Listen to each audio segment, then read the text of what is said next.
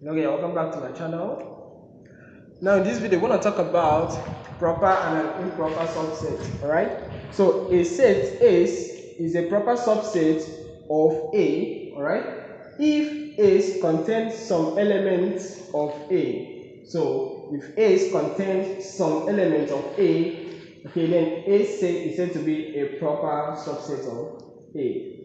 So in our last video, we're talking about subsets generally, and we also saw some examples, and I believe you understood what we meant by subset. Okay, so I'm gonna split the subset into two. All right, I'm gonna talk about the one that an element contains every element of the other bigger set, and the one that an element contains some elements of the other set. So if A contains some elements of A, then A is said to be a proper subset of A. That is to say, if A is equal to, let's say, A is given as 1, 2, 3 till 10, all right? Just list the natural numbers, okay?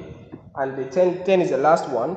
And we have A to be a set containing 1 to 5, all right? Just 1, 2, 3, up to 5. Then A is a subset of the set A. Set A is a subset of the set A because A contains some elements, okay, of A, not every. So we can rewrite that as A. Let me just put this down. A is a subset, right, of A. So that means that A is properly contained in A. So A is a proper subset. It's properly contained in A. It's a proper subset of A. Now, from the second definition, we have an improper subset. A set B is an improper subset of A, of the set A, if B contains every element of A. So let's say we define a set B to be 2, 1, 3, 4, 5, 6, 7, 8, 9, 10. Now, look at the set B. I'm just 1, 2, 3, 4, 5, 6, 7, 8, 9, 10, which is the same thing as the set A. 1, 2, 3, 4, 5, 6, 7, 8, 9, 10, right? This arrangement is immaterial, it doesn't matter in sets, okay? The way elements are being listed doesn't matter in sets, provided it contains an element. And again, the repetition of elements is immaterial as well. So, B is this, okay, which is the same thing as A. So, since B contains if it contains every element, okay, so you just take note of that. If B contains every element of A, then B is said to be an improper subset of A, all right? So we can write that as B and put this down of A. So from this notation, well, the way you can view it is that B is a subset of A, or B is equal to A. You know when you have subset and or equality, so it means it's an improper subset.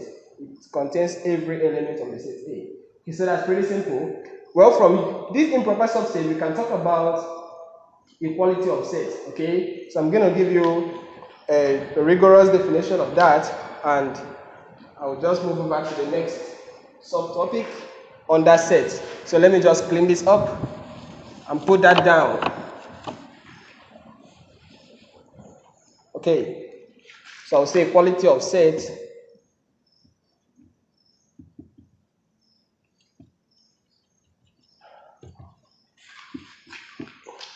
If A and B are any two sets, right? Yeah, you know about an empty set. When a set does not contain any element, okay, so it's an empty set. Right. So if A and B are two sets, then suppose A is improperly contained in B, is an improper subset of B, and B is also an improper subset of A, then it shows that A and B are equal. So by the definition of equality of sets, we are saying that if A is an improper subset of B, and B is also an improper subset of A, that is to say, every element in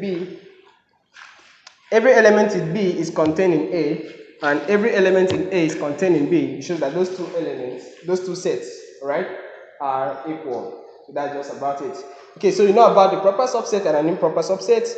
Alright, so thanks for watching, and please make sure you subscribe to my channel and turn on the notification button, right?